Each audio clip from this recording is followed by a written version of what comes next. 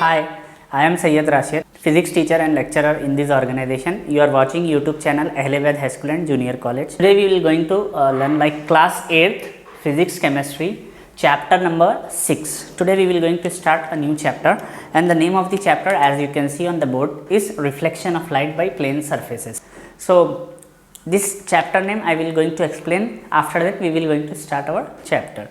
जैसा कि आप लोग जानते हैं, मैं सैयद राशिद हूँ। 8th क्लास की हम फिजिक्स केमिस्ट्री का चैप्टर नंबर 6 पढ़ रहे हैं, जिस लेसन का नाम है reflection of light by plane surfaces. ठीक है, नहीं देखिए, हम पहले लेसन का नाम समझेंगे। रिफ्लेक्शन किसे कहते हैं? Reflection is nothing but thrown back, यानी कौन सी भी चीज़ हम यानी कि हिट करते हैं, ठीक है, एनीथिंग हम किसी को हिट करेंगे तो वो चीज़ जो पलट के आ जाएगी उसको हम रिफ्लेक्शन कहते हैं। Light is nothing but kind of radiation, ये क्या रहते हैं? एक टाइप के रेडिएशन है दैट जनरेट साइट, यानी कि वो उससे हमको कुछ दिखाई देता। प्लेन बोल तो आप समझ सकते हैं कि प्लेन बोल तो साफ, जो साफ रहता है, क्लीन, CLEAN, क्लीन बोल सकते हैं, या फिर आप पॉलिश्ड बोल सकते हैं, POLISHED, या फिर इसको आप और एक नाम बोल सकते हैं, स्मूथ। ठीक है, आप जो चाहे वो बोल सकते। सरफेस इज नथिंग बट आप यहाँ पे स्पेस, कौन सी भी जगह है या फिर कौन सी भी प्लेस, ये हो गया आपका सरफेस का मीनिंग। तो as you can see I wrote the name of the lesson in green marker से लिखा हूँ मैं। रिफ्लेक्शन कहते हैं थ्रोन बैक। इसका एग्जाम्पल दे देंगे। ये मार्कर का कैप है, मैं बोर्ड की तरफ हिट कर रहा हूँ, जैसा आप देख सकते, वापस की तरफ आ गया उन्हें। तो इस टाइप के हम चीज़ को बोलेंगे रिफ्लेक्शन, यानी कुछ चीज़ हिट हो रही वापस आ जा रही। लाइट किसे बोलते हैं? Kind of radiation that generate site.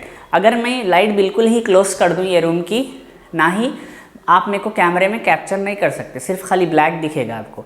जब लाइट आएगी तो एक रेडिएशन रहता है जो जनरेट करते साइट, जिससे आपको बोर्ड भी दिखेगा, मैं भी दिखूंगा, उस तरीके से। नेक्स्ट है हम अपना प्लेन। प्लेन कहते हैं क्लीन, या फिर आप उसको पॉलिश्ड बोल सकते हैं, या फिर स्मूथ बोल सकते हैं। Surface is nothing but space है, प्लेस है, या फिर आप उसको फील्ड भी बोल सकते हैं। तो ये हो गया लेसन का name. So let us begin our lesson. Hope you understood the meaning of the lesson name. So I am starting the lesson. Listen carefully. In class 6 we have learnt about the shadows and we carried out many experiments with light rays and also discussed the rectilinear propagation of light. Light travels in straight line. In class 7 we learned the laws of reflection. देखिए, हमने class 6 में बताया जा रहा है कि आपने shadow के बारे में पढ़ा और शैडो को लेके आपने कई सारे एक्सपेरिमेंट भी किए, और साथ ही साथ आप ये डिस्कशन करें, एक यहाँ पे वर्ड आया है जिसको हम बोलेंगे रेक्टिलिनियर प्रोपोगेशन, यानी कि कौन सी भी चीज़ जहाँ पे स्ट्रेट चलती है उसको हम रेक्टिलिनियर प्रोपोगेशन कहते हैं। तो लाइट हमेशा स्ट्रेट लाइन में आपको ट्रैवल होगी या चलेगी, ठीक है। और हमने लॉस ऑफ रिफ्लेक्शन भी पढ़ा था। तो देखिए, लाइट स्ट्रेट लाइन में कैसा ट्रैवल होती। सपोज ही हमारे पास एक सन है, सोर्स है, ठीक है, जो लाइट का नेचुरल सोर्स है, one of the natural source of light. अब जो लाइट यहाँ से कितने भी डायरेक्शन, क्योंकि इक्वल डायरेक्शंस में उन्हें स्प्लिट होती है लाइट, तो मैं इसको ट्राई करूँगा कि आपको ब्लू मार्कर से ड्रॉ करूँ। अब लाइट यहाँ से भी आएगी, यहाँ से भी, यहाँ से भी, यहाँ से भी, यहाँ से भी, यहाँ से भी, यहाँ से भी, यहाँ से भी, in all direction light scattered. यहाँ पे शर्त क्या है? लाइट कभी भी स्ट्रेट लाइन में रहेगी। अब यहाँ पे हम 4 एक्सिस डाल लिए, तो लाइट या तो ऐसा ट्रैवल करेगी, या फिर सीधा ऐसा ट्रैवल करेगी, या फिर सीधा ऐसा करेगी, या ऐसा करेगी, या ऐसा। एट एनी हाउ, कौन सी भी सिचुएशन में लाइट कभी भी स्ट्रेट होनी चाहिए, यानी कि लाइट आड़ी टेढ़ी नहीं हो सकती, कर्व टेढ़ा बिंगा नहीं चल सकती, ठीक है। ये आपको बताना चाह रहा। जैसा कि हमने जो चीज़ें पढ़े थे ऑलरेडी, थोड़ा सा उसको हम यानी कि याद कर लेंगे, रिमाइंड कर लेंगे। पहली चीज़ मैं आपको बताना चाहूँगा कि सरफेसेस में यूजुअली 3 टाइप के सरफेस रहते हैं, ठीक है। एक रहता है ओपेक, और एक रहता है ट्रांसपेरेंट, और एक रहता है ट्रांसल्यूसेंट, ठीक है। ये 3 टाइप के सरफेसेस हमारे पास रहते हैं, ओपेक, ट्रांसपेरेंट, ट्रांसल्यूसेंट। तो मेनली ये सरफेसेस क्या रहते, देखिए, अगर ट्रांसपेरेंट सरफेस रही तो लाइट बिल्कुल आर पार चले जाएगी। ट्रांसल्यूसेंट सरफेस रहेगी तो थोड़ी सी लाइट पार्शली आगे जाएगी, थोड़ी लाइट रह जाएगी, यानी आधी आर पार जाती, आधी नहीं जाती। एक रहता है ओपेक। ओपेक जहाँ पे लाइट बिल्कुल पास हो ही नहीं सकती, यानी लाइट आगे जाती ना पीछे आती, कुछ भी हो ही नहीं सकता उसमें, यानी कि ओपेक मीडियम उसे कहते हैं। नेक्स्ट चीज़ जैसा अभी मैं बोला था कि लाइट, ये रेक्टिलिनियर प्रोपोगेशन किसको बोलते हैं? Light travels always in straight line, straight line में लाइट ट्रैवल होती। नेक्स्ट है laws of reflection. Laws of reflection किसे कहते हैं? देखिए all student and viewers, for laws of reflection we have to laws. Okay, law number 1 क्या कहता है? देखिए द इंसिडेंट लाइट, ओके, उसके बाद the reflected light and normal, okay, ये तीनों चीज़ें are lies in same plane, यानी कि ये लोग एक ही प्लेन में रहेंगे। सेकेंड लॉ कहता है, सेकेंड लॉ क्या कहता है? देखिए angle of reflection always equal to angle of incidence, या फिर आप इसको ऐसा भी लिख लेंगे कि angle of incidence always equal to angle of reflection. तो ये दो लॉस है, आपको कॉपी करना है अभी जब मैं टाइम दूंगा। तो ये लॉस थोड़ा सा हम डायग्रामेटिकली भी समझने की ट्राई कर लेंगे, ठीक है। जैसा कि आप ये पार्ट उम्मीद करता हूँ बोर्ड का देख सकते हो। तो हम जब भी कोई एक सरफेस है यहाँ पे, ठीक है, तो लाइट ट्रैवल होने के बाद ये जो स्ट्रेट लाइन दिख रही है आपको, इसे हम क्या बोलेंगे? नॉर्मल कहेंगे। क्या कहेंगे? नॉर्मल। नेक्स्ट जो लाइट इंसिडेंट होती, यानी कि कौन सी भी लाइट कहाँ से भी इंसिडेंट होती, इसको हम इंसिडेंट लाइट कहते हैं। मैं थोड़ा सा यहाँ पे लिख दिया हूँ, स्पेलिंग आप देख सकते हैं, INCIDENT, इंसिडेंट या इंसिडेंस कहते हैं डिपेंडिंग अपॉन। ये हो गया। नेक्स्ट देखिए, जैसा ही लाइट गिरेगी यहाँ से रिफ्लेक्ट हो जाती है उन्हें, तो उसको हम बोलेंगे रिफ्लेक्टेड राइज। तो फर्स्ट लॉ ऑफ रिफ्लेक्शन क्या कहता है कि ये नॉर्मल, इंसिडेंट लाइट और रिफ्लेक्टेड लाइट पूरे एक ही प्लेन में लाई करेंगे। जैसा आप देख सकते ये पूरे एक ही फील्ड या प्लेन के अंदर मौजूद है, एग्जिस्ट है। और दूसरा लॉ क्या कहता है? लॉस ऑफ रिफ्लेक्शन का जो एंगल ऑफ इंसिडेंट है, ठीक है, जो एंगल ऑफ इंसिडेंट जो दिख रहा है आपको, वो इक्वल रहेगा एंगल ऑफ रिफ्लेक्शन, यानी दो एंगल सेम रहते। तो ये सिंपल लॉस है रिफ्लेक्शन के। Okay, as of now the thing which is written on board you can copy down. पहले लेसन का नाम कॉपी करिए, उसका मीनिंग कुछ इस तरीके से जैसा मैंने किया था वैसा करिए। फिर उसके बाद यहाँ पे first second loss of reflection, और ये थोड़ा सा इसकी स्पेलिंग देखिए, मैं थोड़ा फिर से लिख देता हूँ, ट्रांसपेरेंट। ओके, TRANSPARENT, ट्रांसपेरेंट है ये, TRANSLUCENT, ट्रांसलूसेंट, OPAQUE, ओपेक है। ये क्या है? आपको सरफेसेस रहते हैं, यहाँ पे हेडिंग में डालिए SURFACES। 3 टाइप के सरफेसेस रहते हैं, ओपेक, ट्रांसपेरेंट, ट्रांसलूसेंट। उसके बाद रेक्टिलिनियर मोशन प्रोपोगेशन बोलते हो, इसका एक छोटा सा डेफिनेशन होता। डेफिनेशन क्या है? लाइट ऑलवेज ट्रैवल्स इन स्ट्रेट लाइन, वो लिख लीजिए आप। फिर उसका नेक्स्ट हेडिंग दे दीजिए आप। नेक्स्ट हेडिंग क्या देंगे? लॉस ऑफ रिफ्लेक्शन देंगे, ठीक है, laws, LAWS, laws of reflection दे के आप ये दो चीज़ें लिख लेंगे। ओके, तो copy down this things. You must have observed shadows and images in your daily life. Some questions might have to come to your mind while observing the shadows or images. How can we get the image of a big building in a small mirror? Can we get the image formed by a plane mirror on a screen? Why is there right-left inversion or lateral inversion when we look into a mirror? Why is the angle of reflection equal to the angle of incidence when light rays get reflected from a surface? So अब यहाँ पे देखिए, आप ना कभी भी जो है शैडोज वगैरह देखेंगे तो आपके दिल दिमाग में क्वेश्चंस अराइज होते, ठीक है। पहला क्वेश्चन क्या है बोल तो, बिग रहती बिल्डिंग, क्या है? बिल्डिंग क्या रहती? बिग रहती, लेकिन उसकी जो इमेज है स्मॉल दिखाई देती, ये कैसा पॉसिबल है? सेकेंड थिंग हमको कभी आता कि जो हमारे पास यानी कि इमेज बनती है प्लेन मिरर में, ठीक है, क्या वो इमेज स्क्रीन पे बन सकती? क्या सेम इमेज SCREEN स्क्रीन पे भी बन सकती है क्या?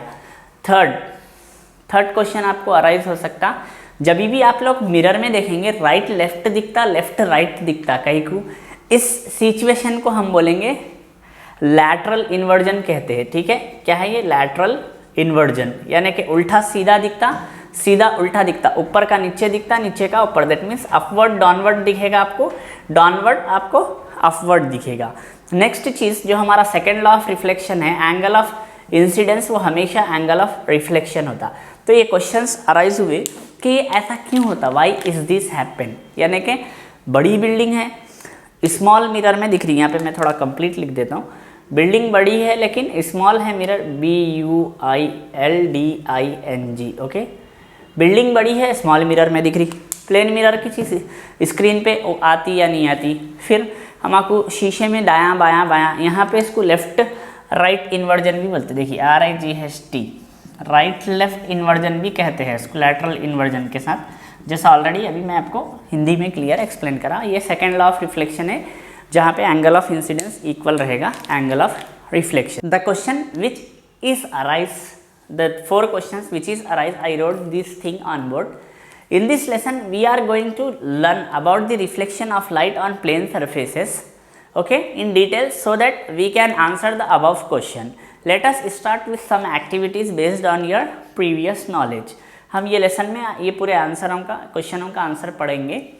थोड़ा सा एक एक्टिविटी से शुरू करेंगे हम हमारी चीज़, यानी हमारे experiments.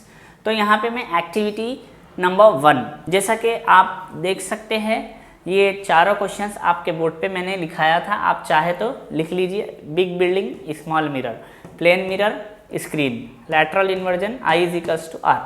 So now the time to copy कर ले आप ये। ना all viewers and student look at the board. एक एक्टिविटी है हमारे पास, एक्टिविटी नंबर 1 उसका नाम रहेगा, ठीक है, formation of image by pin hole camera, यानी पिन होल कैमरे से इमेज कैसा बनती है। Listen carefully, formation of image by pinhole camera. Actually this pinhole camera formation we have done in our class 6th, ठीक है। क्लास 6 में हम देखे थे पिनहोल कैमरा किस तरीके से बनाया जाता। तो अब आपको एक रे डायग्राम ड्रॉ करना है, जिसमें आपको बताना है कि एक इमेज पिनहोल कैमरा से कैसा फॉर्म होती या फिर कैसा बनती। और कुछ क्वेश्चंस यहाँ पे अराइज हो रहे हैं, जैसा what would happen if we increase the size of hole of the pinhole camera, observe the flame of the candle with a pinhole camera making a big hole, try to draw ray diagram of the formation of an image in pinhole camera with big hole। तो यहाँ पे देखिए pinhole camera रहता क्या है। All student and viewers, हम एक box ले लेंगे, ठीक है। वो बॉक्स को क्या करेंगे, पूरा सा क्लोज कर देंगे, यानी ये एक छोटी सी एक्टिविटी है, कभी ऑनलाइन या कभी हुआ तो मैं बता भी दूंगा। तो एक पेपर रहता है, ठीक है, हम क्या करेंगे, एक बॉक्स ले लेंगे, वो बॉक्स में क्या करेंगे, 2 ऐसा कुछ इस तरीके से इसका बॉक्स है, ठीक है। ये बॉक्स की इस सरफेस को हम क्या करेंगे, बिल्कुल ही ब्लैक पेपर से, ठीक है, ब्लैक पेपर से ढक देंगे और एक बारीक होल रखेंगे यहाँ पे हम, बिल्कुल एक बारीक होल लाइट को जाने। वेरएस इधर का जो पार्ट है हम इसको स्क्रीन बनाएंगे। स्क्रीन कैसा बनाते सर बोलते हैं अपना। तो स्क्रीन बनाने के लिए हमको एक पेपर जो सादा रहता है उसको ऑयल के अंदर डिप करके निकाल लीजिए। जो हमारा कुकिंग ऑयल रहता, कुकिंग ऑयल में डुबा के निकाल लेना है, या फिर नहीं तो आप कुकिंग ऑयल के कुछ ड्रॉप्स उसके ऊपर डाल के फैला दीजिए, तो स्क्रीन जैसा एक्ट करेगा। तो सिंपल है, एक बॉक्स को आपने पूरा कवर कर दिए, ठीक है, 3 साइड्स, दिस साइड, ठीक है, दिस साइड, पूरी तरीके से कवर, या फिर जी हाँ, कवर करने के बाद यहाँ पे स्क्रीन लगा के आप कोई चीज़ यहाँ पे देखेंगे। तो अगर आप एक आपके स्क्रीन पे डायग्राम लगा, तो देखिए जैसा आपको डायग्राम दिख रहा है आपके स्क्रीन पे, एक कैंडल है यहाँ पे, ठीक है। कैंडल की जो फ्लेम है उसकी इन्वर्टेड इमेज बन रही, यानी उल्टी इमेज बन रही स्क्रीन पे। होप यू सॉ, उम्मीद करता हूँ आप देख रहे होगे। नाउ लुक एट मी, अब मेरे को देखिए, जैसा formation of image by pinhole camera heading डालेंगे, डालते ही जो डायग्राम में अभी आपको स्क्रीन पे दिखा रहा था वो डायग्राम उतार लेना है। उसके बाद क्या करना है बोलता हूँ मैं। By observing the figure, we can understand that the light rays coming from the top of the candle flame falls at different points on the screen. Similarly, the rays coming from the bottom of the candle flame also falls at different point on the screen. Thus, we get blurred image on the screen due to the big hole of the camera as shown in figure. अब यहाँ पे देखिए, जब आप whole जो रहता उसका small रहेगा तो यहाँ पे इमेज उसकी क्लियर रहती, ठीक है। वेराज अगर इसके होल को हम थोड़ा सा बड़ा कर दिए, कुछ थोड़ा इस तरीके से बड़ा कर देंगे, तो इसकी इमेज क्या हो जाएगी, ब्लर हो जाएगी। तो इस तरीके से ब्लर क्यों होती, क्योंकि इसके अंदर मल्टीपल रिफ्लेक्शंस होने की वजह से ब्लर होती है। तो ये आपका पिनहोल कैमरा बनाने का कभी आपको पूछता, how you can find the form the pinhole camera, ये आप एक मरतबा आपकी रीडर या वर्कबुक रिफ़र करिए, एक आंसर रहता है उसमें, आप पढ़ ले सकते, ठीक है। या फिर as of now I am going to place this answer. Pinhole camera कैसा बनाते आपके स्क्रीन पे लगा रहा हूँ, आंसर देखिए आप।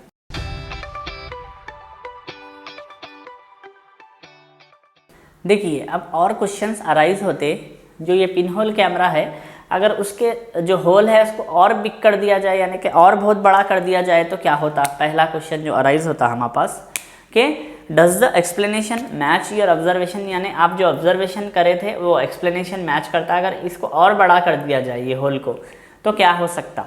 उसके बाद अगर हम इस तरीके का अगर होल करेंगे तो क्या वाकई में हमको इमेज नज़र आएगी, और क्या होगा अगर हम उसमें 2 होल यानी कि इंस्टेड ऑफ 1 होल जो हमारा पिन होल कैमरा है 2 होल्स अगर उसके अंदर लगाएंगे।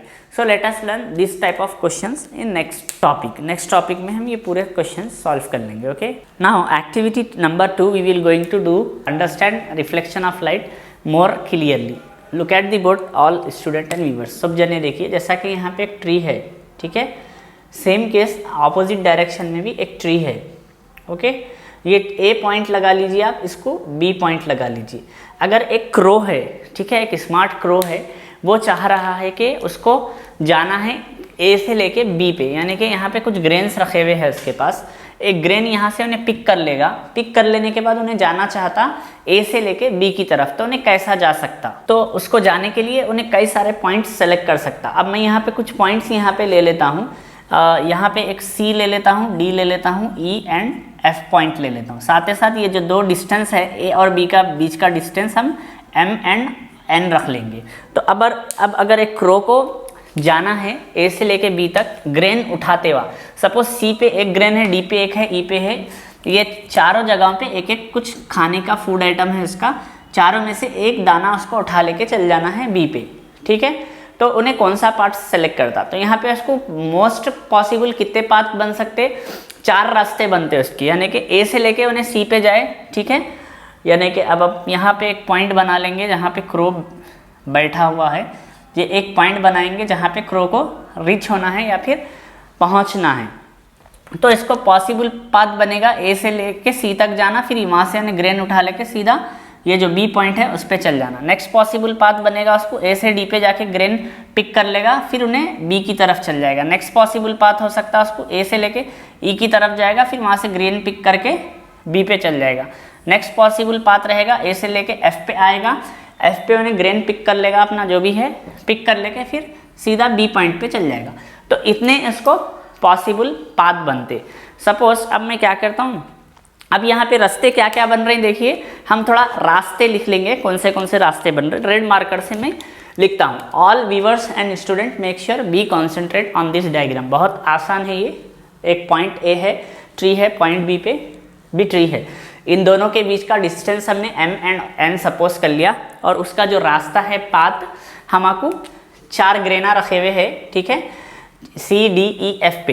तो क्रो को चारों में से एक पिक कर लेके दूसरे पे जाना है। तो कौन सा रास्ता बन सकता है यहाँ पे, एक ए सी बी बन सकता पाथ नंबर 1, पाथ नंबर 2 बन सकता ए डी बी बन सकता, और एक पाथ, एक सेकेंड में ये जो रास्ते है यहाँ पे साइड में लिख लेता हूँ। Hope you can see this part of the board clearly, ठीक है। ए डी और बी बनेगा, यानी कि इस तरीके से, और एक रास्ता बन जाएगा उसका ए ई बी बन जाएगा, और एक रास्ता बन जाएगा ए एफ बी। तो कौन सा रास्ता उन्हें सेलेक्ट करेगा। To compare the length of this path we make duplicate of them in such a way that all the duplicate path meet at a point G as shown in the figure. अब ये रास्तों में कौन सा रास्ता यानी कि आसान है, यानी कि उसको वो करने के लिए हमको एक डुप्लीकेट पॉइंट बनाना पड़ता। डुप्लीकेट पॉइंट कहाँ बनाएंगे हम, बिल्कुल बी पॉइंट के एग्जैक्टली ऑपोजिट नीचे बनाएंगे, और उतना ही कोशिश करेंगे कि उतना ही हम डिस्टेंस लें। ये मार्कर से मैं मापने की कोशिश कर रहा हूँ, देखिए यहाँ से लेके यहाँ तक है वो, तो यहाँ से तक समथिंग यहाँ पे बन जाएगा। इसके लिए गेस काफ़ी है, no need to measure exact distance. तो अब इसको और एक अगर हम इसका डुप्लीकेट बनाएंगे तो एक रास्ता उसका बन सकता है, यानी कि कुछ इस तरीके, यहाँ से उसको यहाँ जाना है, लुक एट हियर, ये आपका बन जाएगा C2, एक पॉइंट नेम दे देंगे इसको, G दे देंगे, ठीक है, C2G बन जाएगा, फिर G2F एक रास्ता बन गया, ठीक है, इस तरीके से।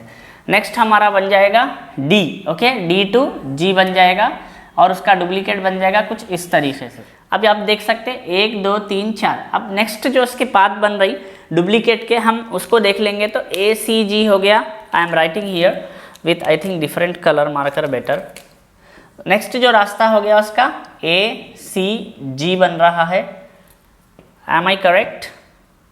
After that we may get like ADG. After that we may get like AEG, AFG. Okay. Now one more path. अगर हम इसको ऐसा देखेंगे तो GFB हो जाता एक, फिर उसका GEB हो जाएगा, GDB हो जाएगा. कुछ इस तरीके से अलग अलग रास्ते बनते हैं.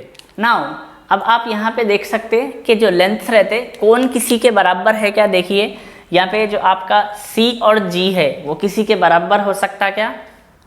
तो यहाँ पे हम देखेंगे C और G यूजुअली हो जाएगा G और E के बराबर. तो कुछ इस तरीके से रास्ते बनते बनते फाइनली क्रो जो रास्ता सेलेक्ट करेगा, मैं थोड़ा सा रीड कर लेता हूँ. Listen carefully.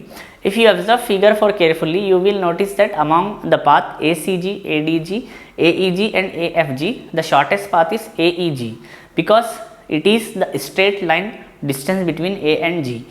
You can measure and check this using as AEG is equals to AEB. यहाँ पे ये पूरे रास्तों में आप देख सकते AEG जो है बराबर हो जाएगा किसके, आपको AFG के. Okay, AEG is equal to like AEB.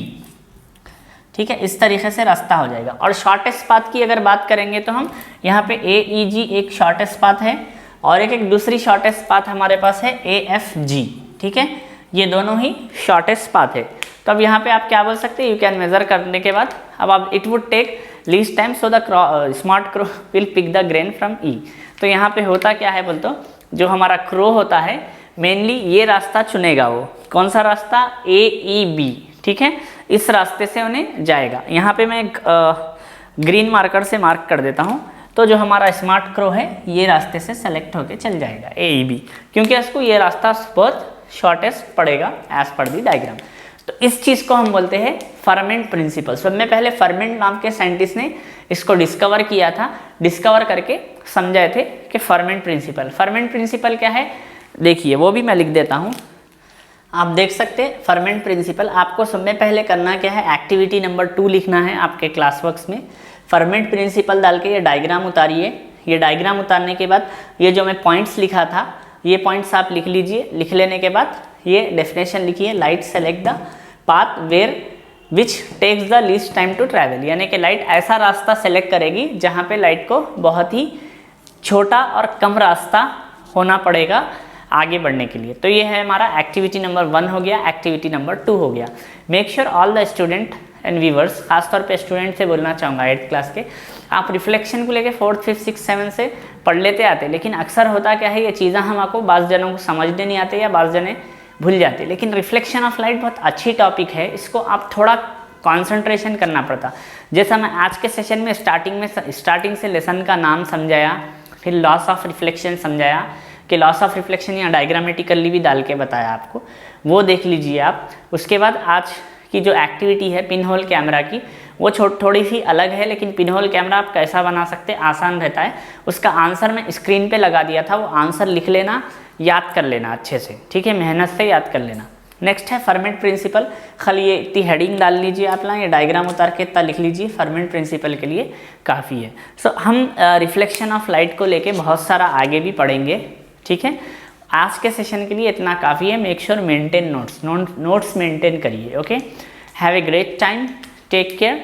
You are watching our YouTube channel name as Ahlebaid High School and Junior College. I am Sayyid Rashid, physics teacher and lecturer in this organization. Thank you.